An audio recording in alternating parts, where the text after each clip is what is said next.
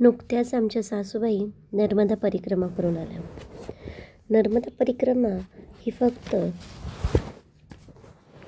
धार्मिक कारणासाठी नाही, तर मानसिक आणि त्याचबरोबर आध्यात्मिक आणि मनःशांती देणारी गोष्ट आहे.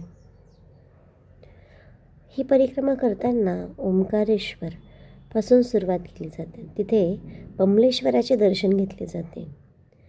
नंतर सियाराम बाबा, प्रकाशा, इमलेश्वर, रेवा संगम, रत्नसागर. आता हा रेवा संगम रत्नसागर म्हणजेच अरबी समुद्र आहे आणि जहाजाने आपल्याला तिथे जावे लागते. नंतर मिठीतलाई, भरुत्व, नीळकंठेश्वर, नारेश्वर, कर्नाली, गरुडेश्वर, महेश्वर, उज्जैन, नेमावर, जबलपूर, बेदाघाट आणि नंतर अमरकंटक. अमरकंटक हे नर्मदा नदीचे उगमस्थान आहे. तिथे अमरेश्वर, जलेश्वर, कपिलधारा इत्यादी आहेत. पुढे महाराजपूर म्हणजेच नर्मदा घाटाचे मंदिर आहे आणि हे शेवटचं आहे ते होशिंगाबाद. नर्मदा नदीचे स्नान करून आपण ही नर्मदा पूर्ण करतो. काही लोक पायी परिक्रमा करतात तर काही वाहनांनी. पायी परिक्रमा पूर्ण करण्यास जवळजवळ 5 महिन्यांचा कालावधी लागतो. वाहनांनी केल्यास 15 दिवसांचा हा कार्यक्रम. आजी परिक्रमा पूर्ण करून आले म्हटल्यानंतर मुलांचा आनंद काही वेगळाच. आजी भेटणार हे वेगळंच सुख आणि त्यासोबतच आजीने आणलेले गिफ्ट्स. मुलं फार खुश होती. सर्व तयारी मुलांनीच आमच्या मार्गदर्शनाखाली केली. आम्हालाही कौतुक होतं आणि अप्रूपही होतं. ह्या वयात परिक्रमा पूर्ण करणं साधी गोष्ट नाहीच की. काय होतं देवधर्म केल्याने? तर सर्वात महत्त्वाचं आपल्याला मानसिक सुख मिळतं. जगात सगळ्या गोष्टी विकत घेता येतात, पण मानसिक सुख काही विकत घेता येत नाही. आल्यानंतर कपड्यांचा पसारा काही कमी नाही हो. धुता धुता हातपाय दुखायचे कामं. पण तरीही सर्व शीण गेला जेव्हाही नर्मदा नदीचे जे पाणी सोबत आणलं होतं त्याची पूजा केली तेव्हा. यात गणपती पूजेपासून सुरुवात करून महादेवाची पूजा, शंखपूजा, नर्मदेतील गोट्यांची पूजा, नर्मदेच्या पाण्याची पूजा, त्याचबरोबर संकल्पाचं जे नारळ आहे ते, या सर्वाची पूजा केली जाते.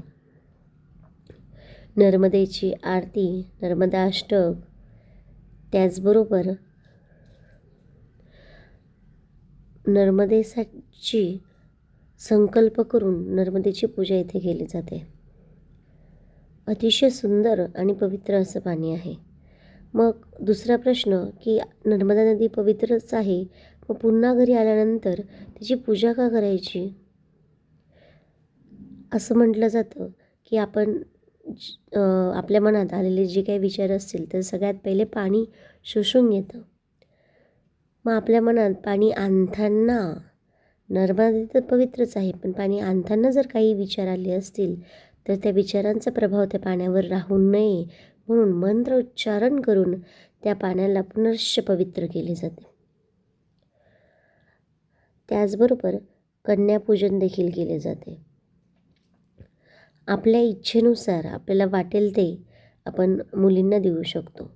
वस्तू असतील किंवा मग ओटी असेल किंवा मग खाद्यपदार्थ असतील, आपल्या इच्छेनुसार, आपल्या मनोकामनेनुसार आपण ते करू शकतो. खरंच ज्याला शक्य होईल त्याने एकदा तरी आयुष्यात नर्मदा परिक्रमा करायलाच हवी. नर्मदा ही केवळ नदी नाही, तर ही लोकांची आता भावना व्हायला लागलेली आहे. आषाढी एकादशी वारीप्रमाणेच लोकांचे प्रमाण देखील नर्मदा परिक्रमेसाठी वाढत चालले आहे. दीपपूजन देखील महत्त्वाचे. दीपपूजनानेच तर प्रकाशमयता येते. नर्मदा नदी ही शंकराची मुलगी मानली जाते. अशा ह्या पवित्र नर्मदा नदीला शतशः प्रणाम.